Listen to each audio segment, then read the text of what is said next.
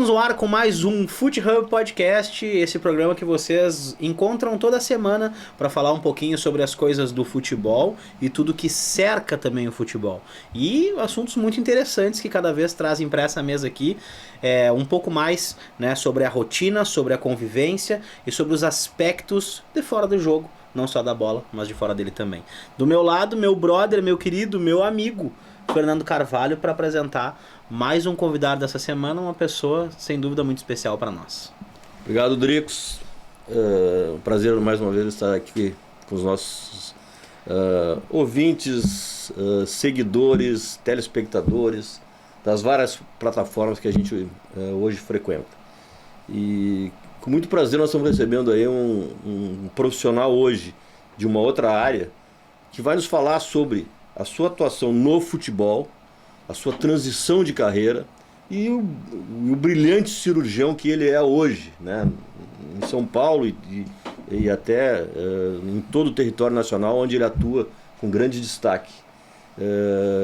Eu tenho um especial prazer de trazer Marcos Dalólio aqui, grande cirurgião paulista, embora seja gaúcho, porque lá atrás, quando ele jogou no Internacional, eu era do jurídico e participei de alguma forma, convivi com ele de alguma forma, e de alguma forma também auxiliei na transferência do Marquinhos, como era chamado, de Passo Fundo, de onde ele veio para o Internacional e onde frequentava a Faculdade de Medicina, para a Faculdade de Medicina de Porto Alegre.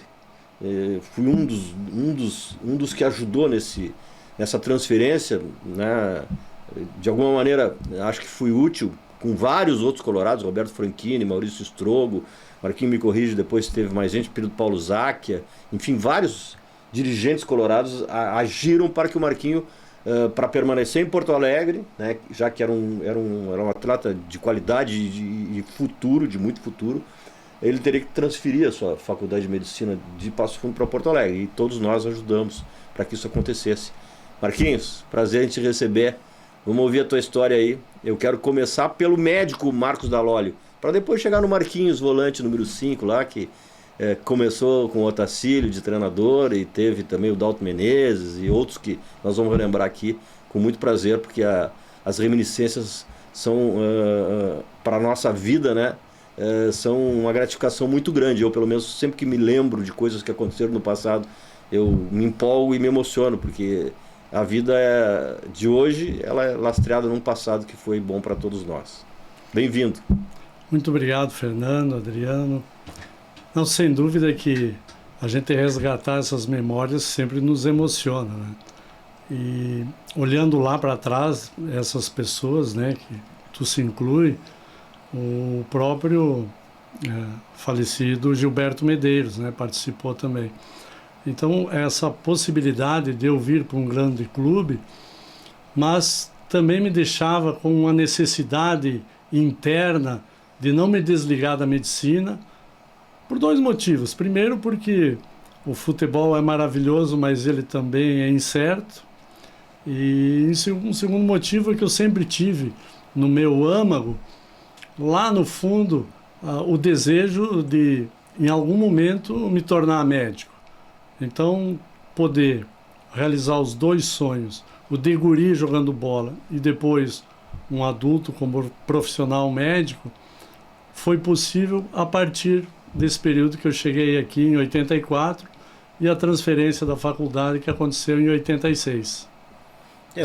Eu vou dizer o seguinte, esse papo vai ser ótimo, em 84 eu nasci, né? Então vai ser muito boa essa história, mas eu queria começar aqui já mostrando pra vocês, o pessoal que tá com a gente no podcast aqui, ó, eu vou mostrar aqui o livro do doutor, que é Da Bola ao Bisturi, que conta um pouquinho da história dele, depois a nossa produção vai nos ajudar colocando ali, repetindo o nome lá pra nós durante a exibição do podcast. Mas doutor, de onde é que surgiu a ideia do livro e como é que ela se fez acontecer para ti, né? Desde a parte da ideia até a execução final. Todos nós somos contadores de histórias, né? E o futebol proporciona isso, mas não precisa ser só o futebol. Nosso avô, nossos pais nos educaram contando histórias e a gente passa a vida contando histórias, relembrando coisas importantes também do passado. muitos pacientes, muitos amigos, quando, né, conversavam, sugeriam de eu colocar no papel ou contar melhor essas histórias que a gente conversa. E foi durante a pandemia que isso aflorou de uma maneira mais vigorosa, né? Então estava tudo dentro de mim. Eu tinha conversado com 2 jornalistas, pacientes meus, que sempre se empolgavam em falar: pô, vamos fazer, te ajudo, e eles realmente me ajudaram. Mas foi com a pandemia que eu precisava dar a minha cara, né? Esse livro tem o meu coração dentro dele. E ali na pandemia, até uma maneira de estimular meus filhos a continuar estudando, porque estava todo mundo fechado dentro de casa, né? Digo, pessoal, vamos estudar, cada um vai fazer suas coisas. E eu mergulhei no livro. Então a pandemia me ajudou a tornar a realidade o livro, e aí sim, contar essas histórias do futebol e da medicina, e todos esses momentos importantes que serviram para eu tomar determinadas decisões, o que me baseou para tomar aquela decisão. E também, lógico, na medicina, que é um caminho muito mais longo, muito mais árduo do que jogar bola, né?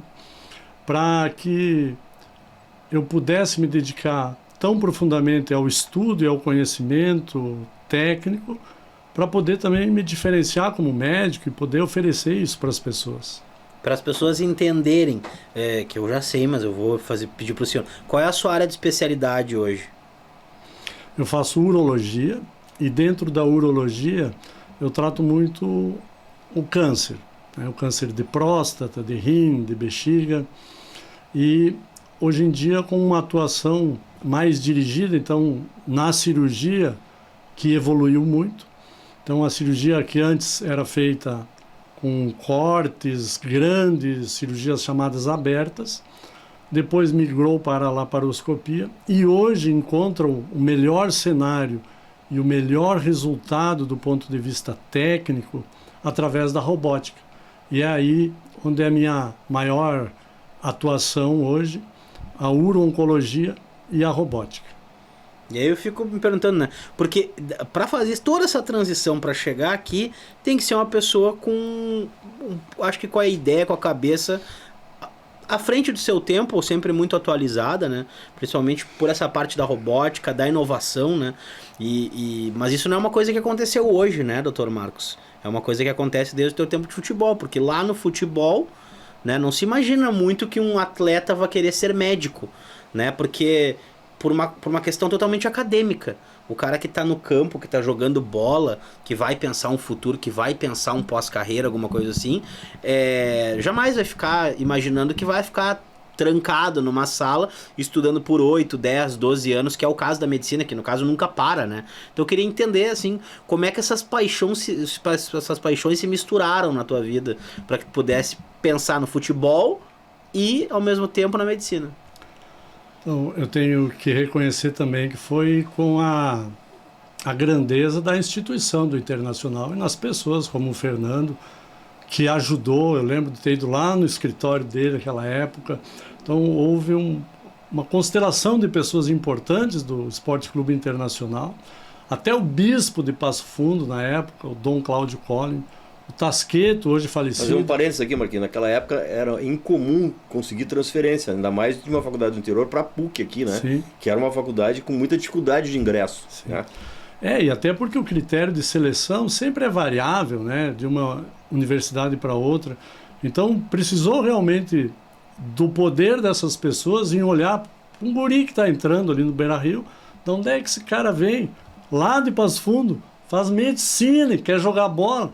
Então eles tiveram que ter um pouco de carinho comigo, né? E isso proporcionou um passo importante na carreira. Né? E deixa eu só fazer mais um parênteses, porque aqui eu vou ter que levantar a tua bola, como diz assim. Porque não foi só deixar tu migrar, fazer a transferência, porque depois que tu entraste, ainda foste um dos primeiros. Se não foi o primeiro, acho que na tua prova de residência, uma coisa assim, porque tu fosse um destaque dentro da PUC também, né? Que o que a gente precisa para vencer na vida tem que treinar na bola. Então eu sempre me achei disciplinado, né? Mas com a carreira de médico, a gente tem que estudar bastante, porque nós não queremos ter um conhecimento superficial. É importante que todo paciente que chegue no nosso consultório encontre um profissional que vai lhe dar segurança para superar e para resolver aquele problema que, sem dúvida, está agredindo muito ele e também a sua família.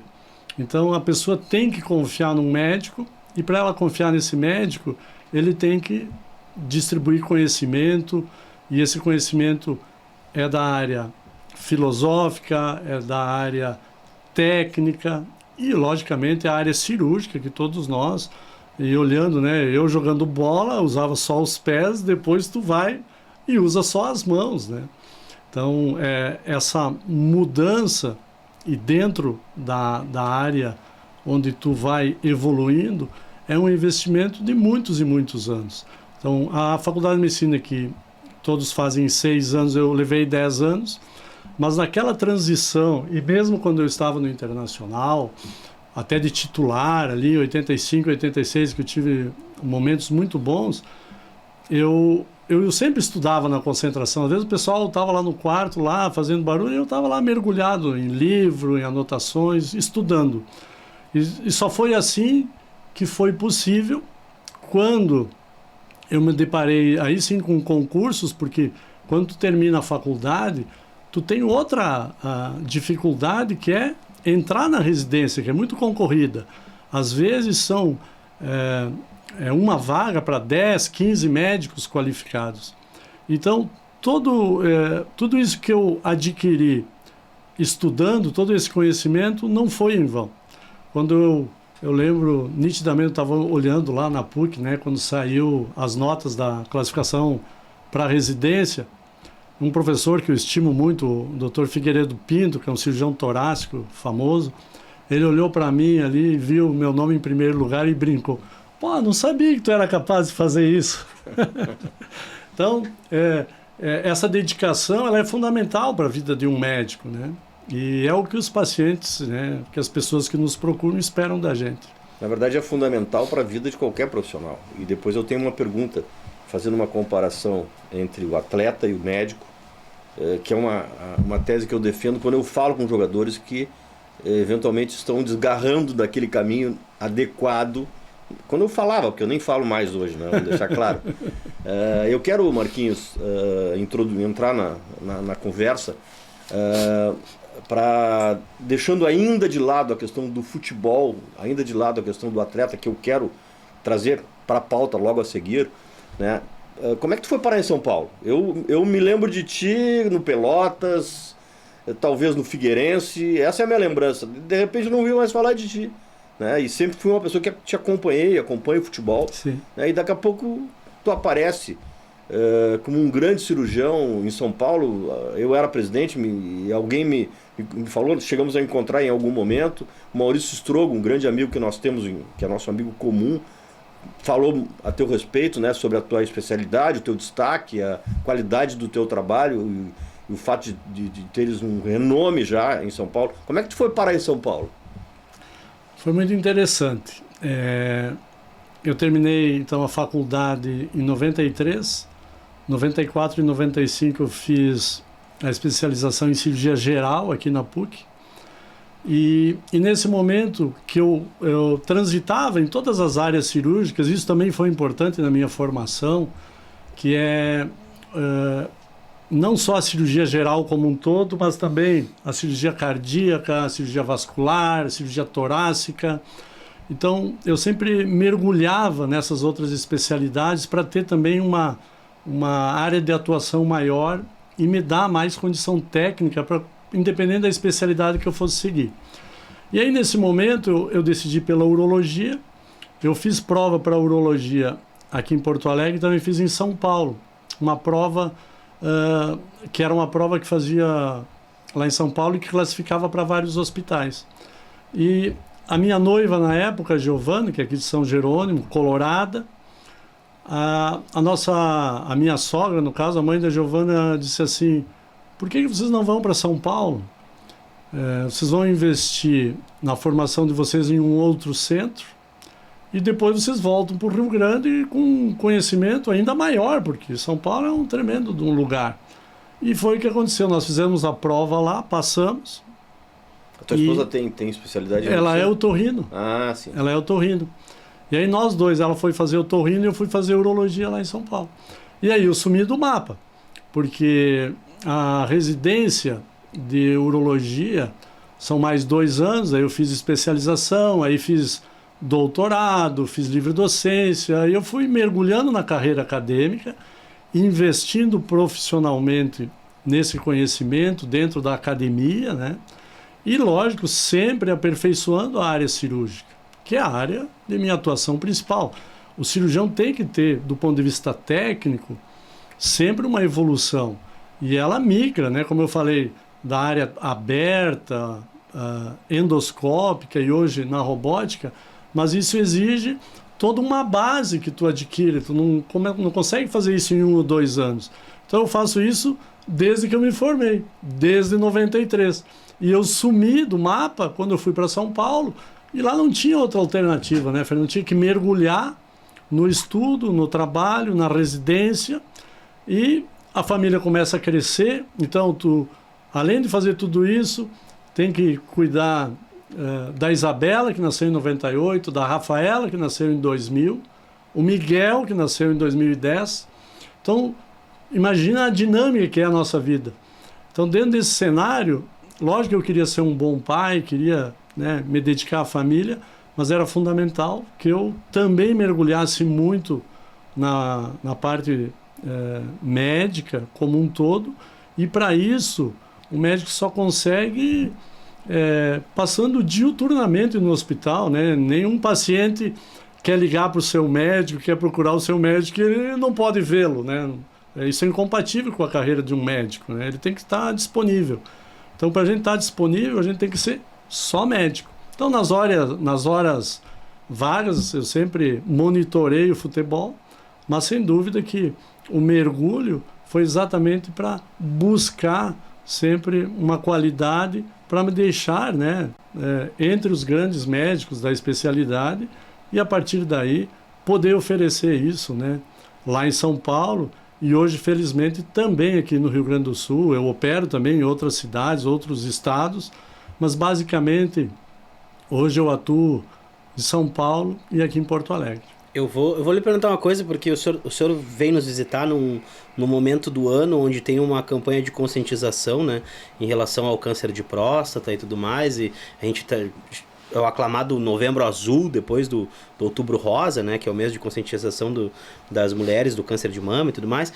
E eu queria só entender, doutor, como é que é essa relação, porque o senhor escolheu essa área da urologia, essa área de atuação em relação ao câncer, né, e como é que é tratar com o ser humano que chega para ti provavelmente com um problema, ninguém vai visitar o médico porque tá ótimo, né?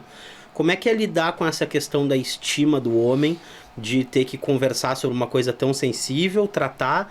Como é que é esse relacionamento? Como é que o senhor enxerga? E dentro desses 2 centros, o gaúcho e o paulista, né? Rio Grande do Sul, São Paulo, né? Como é que o senhor enxerga essa abordagem do tratamento humanizado ao paciente, né? Conseguir entender, se colocar no lugar daquela pessoa que já com muito esforço está indo fazer o exame, viu que tem alguma coisa diferente, viu que está com uma dor, está com um nódulo, alguma coisa, e vai precisar tratar. Em primeiro lugar, essa sensibilidade, eu acho que ela é construída ao longo da nossa vida, né? Eu tenho nos meus pais, mas principalmente na minha mãe, sempre um cuidado muito grande em dar para a gente um apoio espiritual. E aí não entra se tu é católico, se tu é protestante, não importa a religião, mas esse lado espiritual que é de enxergar o outro e ter compaixão pelo outro, saber o que o outro está sentindo. E isso não é fácil. Então, quando se espera humanismo dos hospitais e dos médicos, eu acho que isso faz parte da profissão, isso é obrigatório, está intrínseco no DNA de um médico, apesar que, lógico que existem diferenças entre os profissionais, mas entender que não importa a pessoa que chega no nosso consultório e o tamanho do seu problema, para ele é de fundamental importância que a gente consiga entendê-lo e dentro desse entendimento poder chegar a um ponto onde ele compreenda que aquela doença pode ser mais ou menos incapacitante, mas que dentro disso, hoje, a própria ciência evoluiu tanto, os médicos evoluem diariamente, que nós podemos estender a mão, podemos ajudá-lo a superar essa adversidade, que vai ser um problema, lógico, transitório. Voltando também para esse momento do Novembro Azul, o que é importante? Nós, no dia a dia, nós pacientes, pessoas normais, termos essa preocupação de fazer um check-up, de ir no médico regularmente, que é através desse hábito que nós conseguimos, quando por uma infelicidade a gente adoece, a gente consegue tratar um problema quando ele é inicial. E aí sempre é mais fácil de resolver e de abordar esse problema. Muito bom. Bom, eu quero entrar no futebol, então. Vamos pro motivo aqui Tá, mas eu queria te fazer a pergunta da entrada do futebol, pode ser? Porque agora Claro. a gente conhece o Dr. Marcos, acabou de falar tudo e tudo mais, mas tu é um exemplo. O Fernando é fantástico. Ele dá o raio-x do jogador. Eu queria conhecer o jogador Marcos. Tu pode traçar o perfil do jogador Marcos pra gente entrar no futebol? Eu posso, mas depois dessa pergunta que eu vou fazer pra ele. Tá bem. Eu vou te dar 2 sobrenomes e tu vai me contar rapidamente essa história. Dalólio e Dalastra. Interessante. Que ele é um craque, ele lembra de tudo. Jogávamos lá no 14 de julho de Passo Fundo, em 1983, segunda divisão, em 1984, segunda divisão, 14 de julho de Passo Fundo, embalado na segunda divisão, líder, louco para colocar a cidade de novo, né, na divisão principal do futebol gaúcho. E jogava lá um volante chamado Marcos Dalólio e um ponta esquerda, goleador, arisco, chutava forte, Leocir Dalastra, que hoje é treinador. Então o que aconteceu? O Internacional comprou do 14 de julho de Passo Fundo o Marquinhos, volante, e o ponta esquerda, Leocir. O Leocir hoje é treinador aqui, né, principalmente aqui no Rio Grande do Sul, mas foi essa a relação do Dalólio e do Dalastra vindo de Passo Fundo para Porto Alegre. Bom, então, feita essa brincadeira, né? Eu lembro que foi muito difícil a contratação. Já naquela época o Internacional tinha problemas financeiros. Eu lembro que o vice-futebol ou foi o Roberto Madaleno ou foi o Roberto Franchini, um dos dois. Até os dois, eu acho. Talvez mais os o dois. Franchini. Mais o Franchini, né? Eu era do jurídico e eu me lembro que eu participava das negociações para fazer contrato. Não dava opinião, né, para fazer contrato. E o Marquinho era um volante número 5 que saía jogando, né? E ele vinha para um ambiente onde o nosso volante titular era considerado quebrador de bola, Ademir Keffer, tá certo? E foi nesse ambiente que o Marquinho veio. O Marquinho, eu acho hoje que no futebol de hoje serviria mais para ser um volante que saía, né? Porque tu tinha mais habilidade, tu tinha mais volume de jogo, ou seja, tu não ficava só na tua posição fixa na frente da área, né? Tu era um jogador que tinha um razoável desarme, mas tu tinha ótima condição de bola e ótima visão de jogo, então tu poderia fazer uma função de segundo volante, mas tu veio para cá para jogar como primeiro volante, né? E como o Ademir era um jogador muito conceituado pelos treinadores, porque ele marcava muito, ele conseguia marcar sozinho num ambiente onde os meias não marcavam, né? Ele tinha Rubem Paz, ele tinha Milton Cruz, ele tinha Luiz Fernando, que depois foi jogar no Grêmio, depois veio Tita, né? Depois veio Ademir Alcântara, que eram meias que não marcavam. Então, o Marquinho foi prejudicado, entre aspas, porque o Ademir marcava sozinho e esses meias que tinham muita qualidade harmonizavam as suas atuações com a presença do Ademir. Estou certo ou estou errado? Não, tá perfeita análise. E um ponto importante, assim, destacar, que o Ademir era um baita jogador, né, nessa função. Ele foi o capitão da seleção olímpica, cujo a alma era o Internacional, né, em 1984. Então, nós tínhamos, naquela seleção, nós tínhamos o lateral direito Ronaldo, que era do Corinthians, nós tínhamos o Gilmar Popó, que era do Flamengo, que estava emprestado para Ponte Preta. Isso.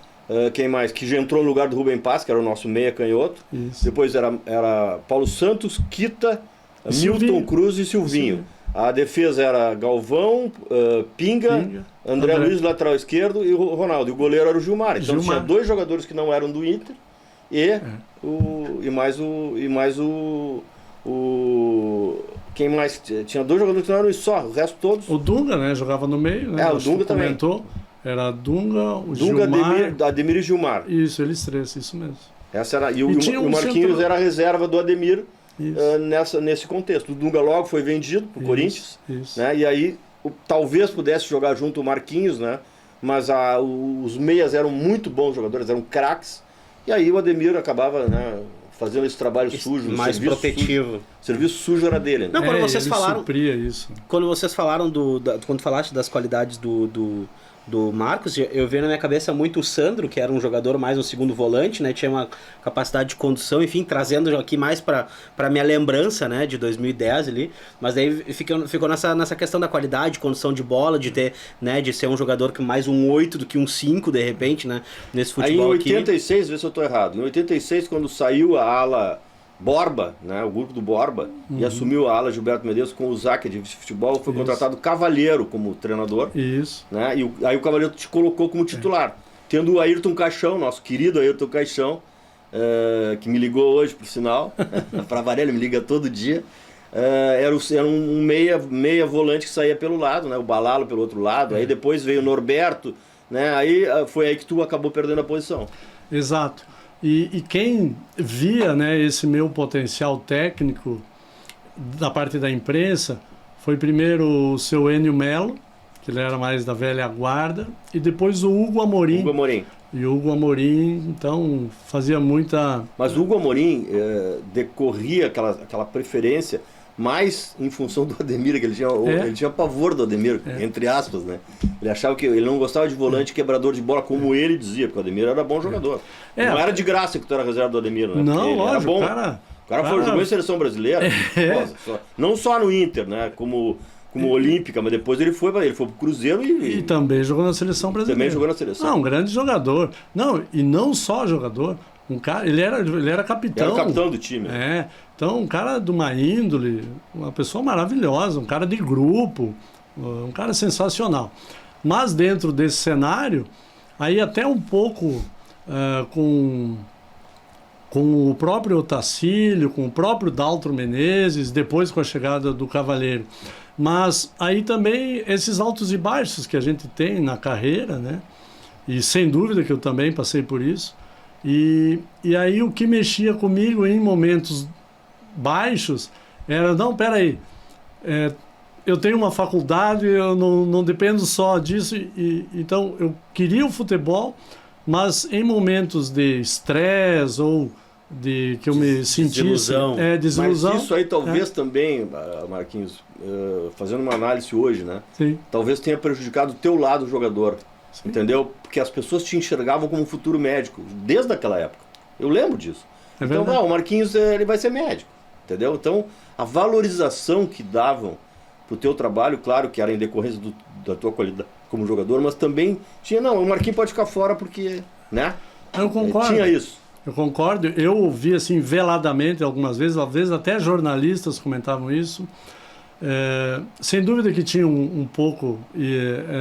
E é um problema, e também é um problema, assim, se eu analisar eu atleta, é muito ruim se tu tem 2 cartas na manga, né? Porque às vezes tu pode querer dar preferência. Se tu não tem alternativa na vida, é a melhor coisa. Então foi o que aconteceu quando eu parei de jogar futebol. Aí eu estava decidido que eu não tinha outro caminho para seguir. Não tinha para onde correr, era a medicina. Não, então tudo que eu aprendi no futebol, mental, psicológico, eu levei para a medicina, mais a disciplina, mais a dedicação, e aí uma coisa assim, bom, agora tu não tem o que fazer, meu querido. Tu estuda muito e depois faça acontecer. Essa é uma frase do Lee Iacocca, o cara que tirou a Chrysler naquele grande problema. Eu li esse livro dele e fiquei muito louco quando eu li assim, estude muito, invista em você, e depois faça acontecer. Então foi o que eu fiz naquele momento. Digo, bom, agora a minha alternativa, meu campo de jogo é esse, e aí ter só uma carta na manga é importante porque daí tu se dedica de corpo e alma.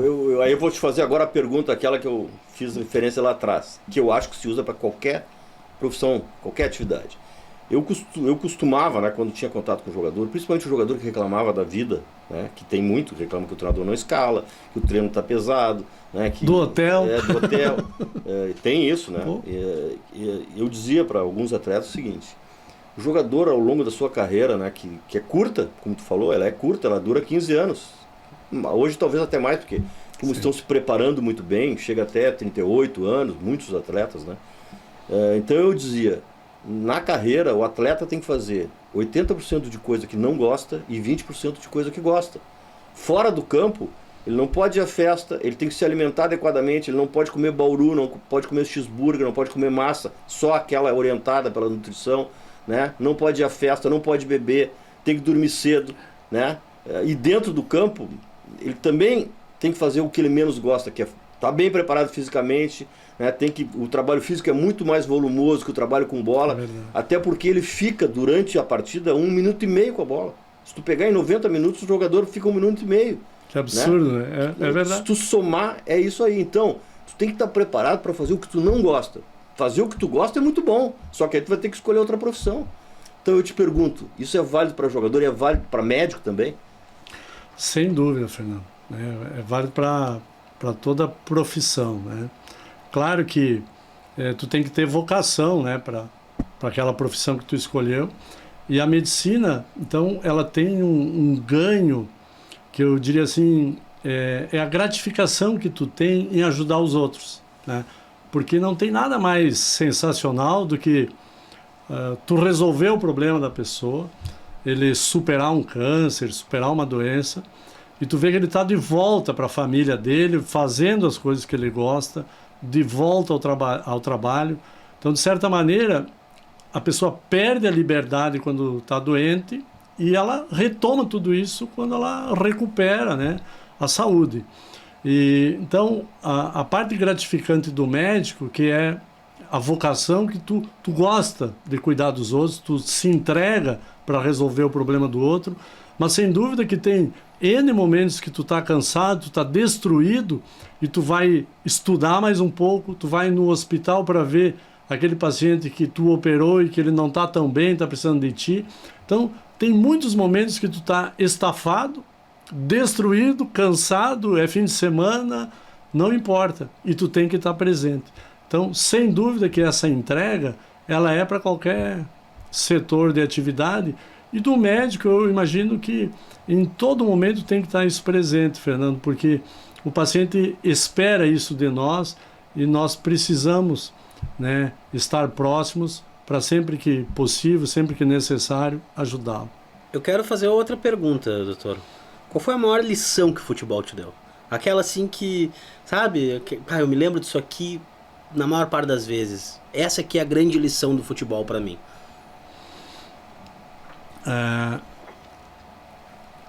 A primeira foi conhecer pessoas de meios muito diferentes, né? Então, lá em Passo Fundo, eu estudava, né? Tinha uma condição melhor que as pessoas que jogavam lá no 14.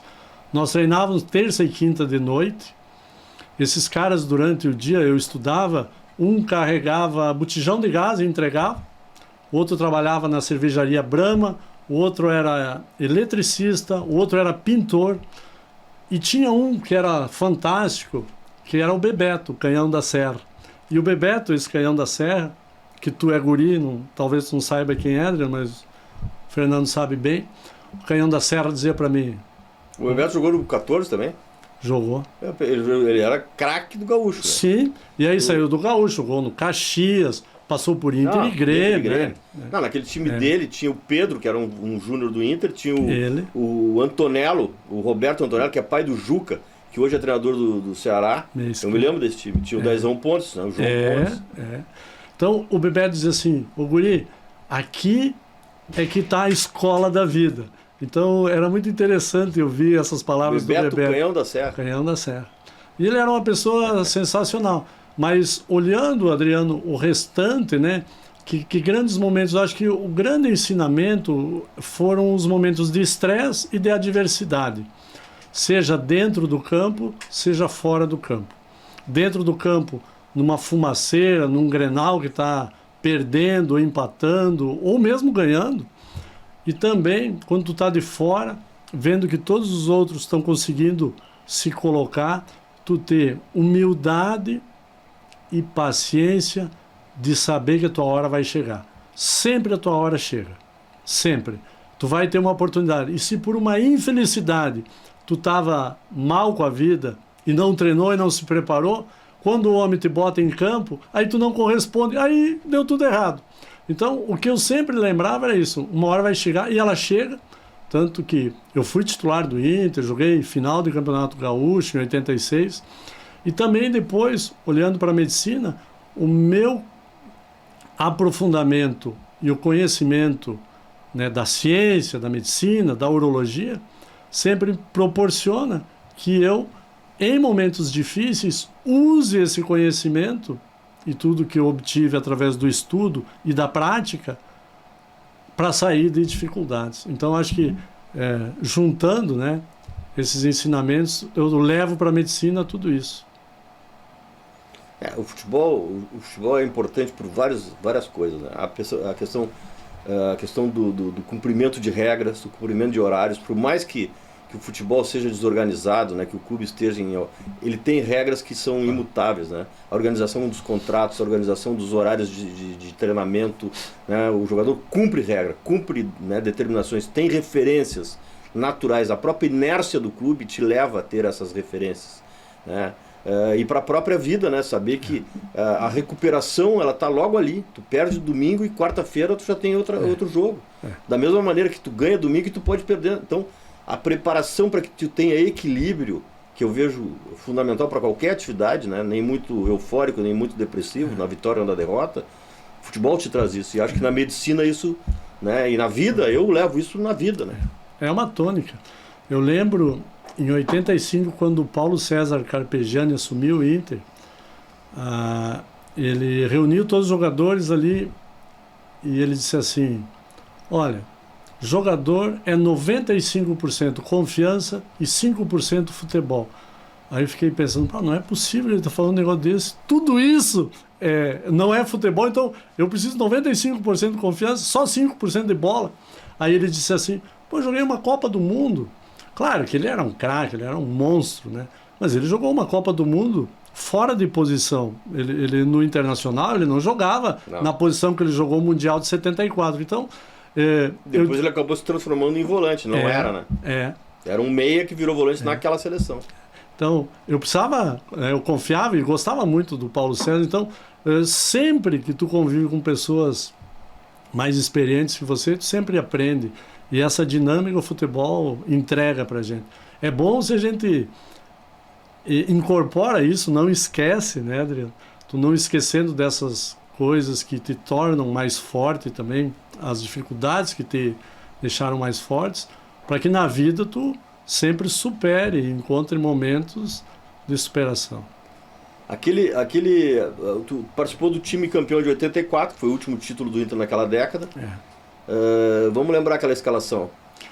Então jogava Gilmar, Luiz Carlos, Pinga, Mauro Galvão, Aloísio e André Luiz. O Pinga ficou na reserva, né? Apesar de que ele era um jogador maravilhoso. Aí Ademir Keffer, Milton Cruz, Rubem Paz, Silvio Hickman, Jussier, que veio do Rio, ponta direita, a Kita e Silvinho.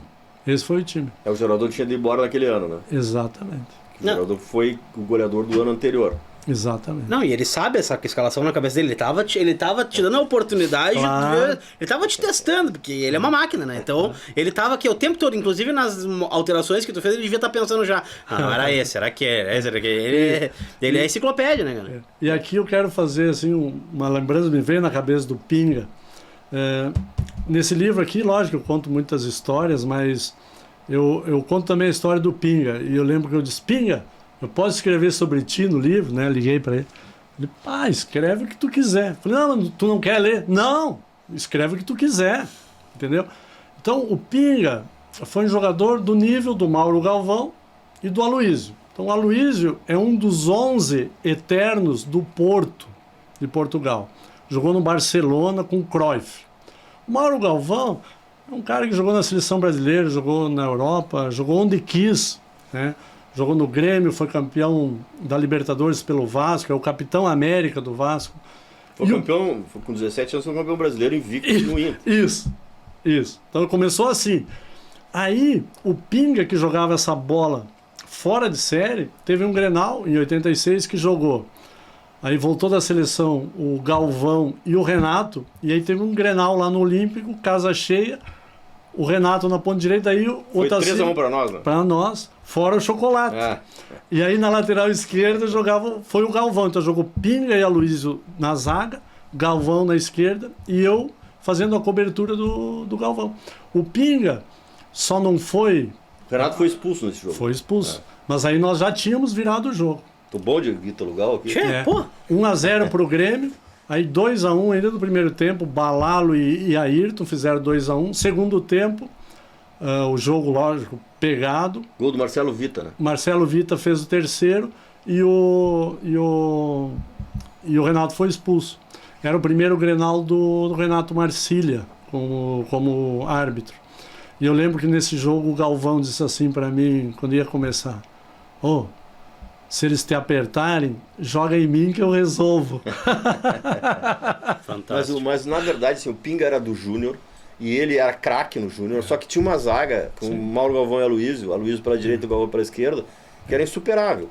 Em vários momentos houve uma tentativa de compatibilizar, né? Os três, mas acabou não dando. Inclusive teve um jogo em Passo Fundo que o Paulo César Carpegiani colocou o Pinga de lateral esquerdo. Não sei se tu te lembra disso. Claro.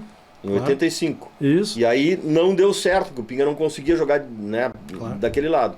E aí ele botou o Mauro de lateral e botou o Pinga para dentro. Eu me lembro direitinho disso, que era uma tentativa de acomodar todo mundo. Até porque tinha também o André Luiz, né, que era um jogador muito vigoroso, mas que era um ótimo marcador também. Né? Sim, bom jogador. E também fazia a zaga quando precisava. Ele era zagueiro, na verdade. Então, se tu pegar esse grupo aí, o ano, assim, depois que veio o Tita, que tinha o Rubem Paz, Ademir Keffer, aliás, Ademir Alcântara, que veio do Pelotas. Isso. Era um baita de um time. Era um baita. É uma pena que naquele momento a gente não tenha conseguido manter treinador, manter trabalho, ter sequência, né? Porque quando o Gilberto Medeiros assumiu, o clube tinha muitas dívidas e o Gilberto teve que se desfazer dos jogadores. Não pôde continuar com o Tita, não pôde continuar com o Rubem Paz. E aí o próprio Alcântara foi vendido, né? E nós acabamos, né, declinando de qualidade em função daquelas transferências. Agora recém-nascido. Eu fico louco que tu consegue lembrar, cara. A tua capacidade de memória é um troço bizarro. O que eu comentei do Pinga, né, que teve uma lesão no Grenal de 87, a final do Campeonato Gaúcho de 87, que ele teve uma lesão muito grave, ele só pôde voltar a jogar 3 anos depois. Então, foi uma lesão no Grenal com o Fernando. Sim, que pisou com 1 minuto de jogo. 1 minuto de jogo. Então eu coloco aqui... O do Grêmio era o Luiz Felipe Scolari. E eu escrevi assim, aí eu uso um pouco do gauchismo, né, que a gente leva. Eu gosto muito do falecido Jaime Caetano Brown, das poesias, né?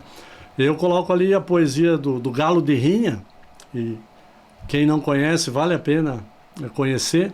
A poesia do Galo de Rinha eu faço uma analogia com o Grenal, que é: valente galo de rinha, guasca vestido de penas, quando arrasta a chilena no tambor de um rinhedeiro, vejo no teu ímpeto guerreiro um gaúcho avançando, ensanguentado, peleando no calor do entreveiro. E assim vai. Então essa é a poesia, para mim, representa o Grenal. A rivalidade que é o Grenal, a maior rivalidade do Brasil, a 8ª rivalidade do planeta, segundo sites especializados, e foi nesse fatídico Estão desatualizados então, né? Não pode ser a 8ª. Não é a 8ª nunca. Pra mim é a maior da Terra, inclusive. Tá aqui, né? Então, esse Pinga, que eu acho que foi injustiçado pela lesão, nunca pôde voltar a brilhar da maneira que ele brilhava. Que na Olimpíada de 84, o treinador da Itália, ele dizia: quem é esse guri aí? Enzo Berzot. O Fernando sabe tudo. E aí quando eu elogio, ele fala, não, eu não sei, eu sou só um interessado, eu sou um curioso. Mas doutor, eu queria te falar uma coisa, é sempre bom, a gente se prepara muito aqui para falar sobre o assunto do convidado e tentar se incluir, tentar entender, mas é que esse aqui, do futebol, da escalação, do esquema tático, ele vem que ele é um dicionário, cara, esse cara é um dicionário. Não dá para competir, Não né? dá para brincar com esse aqui. Mas doutor, a gente vai encaminhando para o final e eu queria lhe dizer o seguinte, que é muito bom ver como a tua mente conseguiu reproduzir duas fases muito importantes da vida, do futebol e da medicina. E eu tenho certeza que nós somos muito bem servidos hoje com o profissional Marcos, assim como fomos com o jogador Marquinhos, o número 5, poderia ser um número 8, segundo meu amigo Fernando. Se eu fosse treinador, seria 8. Seria 8. E queria dizer que é muito importante ter esse tipo de depoimento aqui para nós, essa condução, esse entendimento da vida, esse entendimento das coisas aqui, né? E já dizer que, sem dúvida, eu vou fazer questão de ler o teu livro e vai aparecer lá mais de uma vez pro pessoal. E eu queria entender como é que a gente encontra esse livro, né? Eu não vou ligar pro seu consultório, onde é que eu encontro? Tá disponível nas livrarias? Tem uma editora específica? É via site? Como é que funciona? Então, foi lançado pela editora Sulina. Agora, hoje é quinta-feira, então no sábado, dia 12, às 17 horas, terá o lançamento na Feira do Livro. Esse livro já está disponível na Amazon, então tu entrar no site da Amazon, tu encontra. Eu me senti o máximo, Adriano, porque outro dia o pessoal, olha, tá nas cabeças da área do futebol, do entretenimento, o teu livro já está sendo dos mais procurados, está nos top, ele está alcançando o treinador do Palmeiras. Eu falei, então bom sinal, né?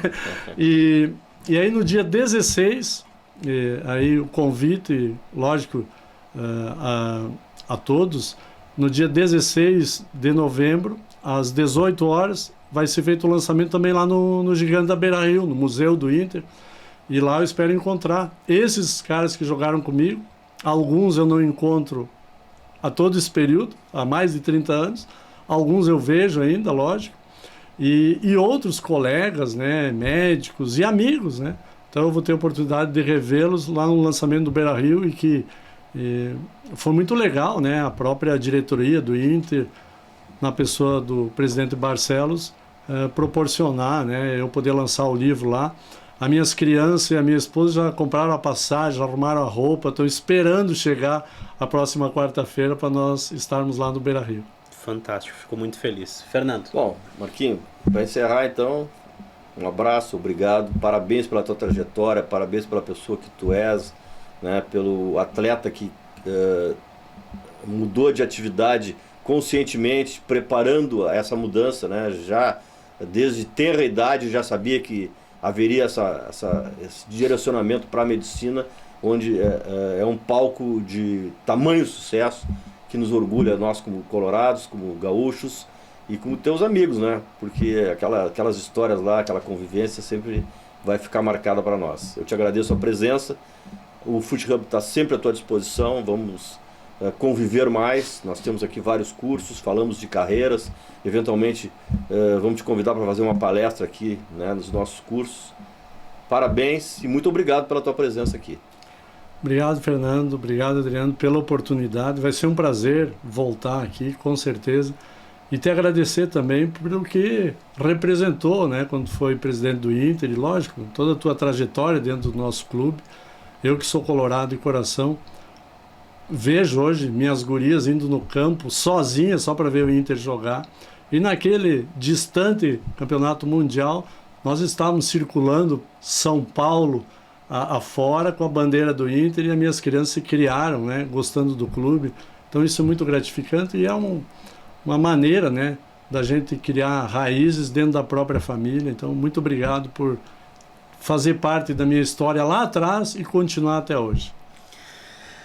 Estamos quase todos chorando já aqui no final do podcast, todos muito emocionados, né? Então estou encerrando mais um Foot Hub Podcast, convidando todos vocês a se inscreverem no canal, a compartilharem, a curtirem o livro do Dr. Marcos, a entenderem a história do jogador Marquinhos também e nos acompanharem a cada episódio nessa temporada que vai se encaminhando para o final, mas que a gente ainda tem muita coisa para trazer para vocês, tá bom? Um abraço, muito obrigado e até mais. Tchau, tchau.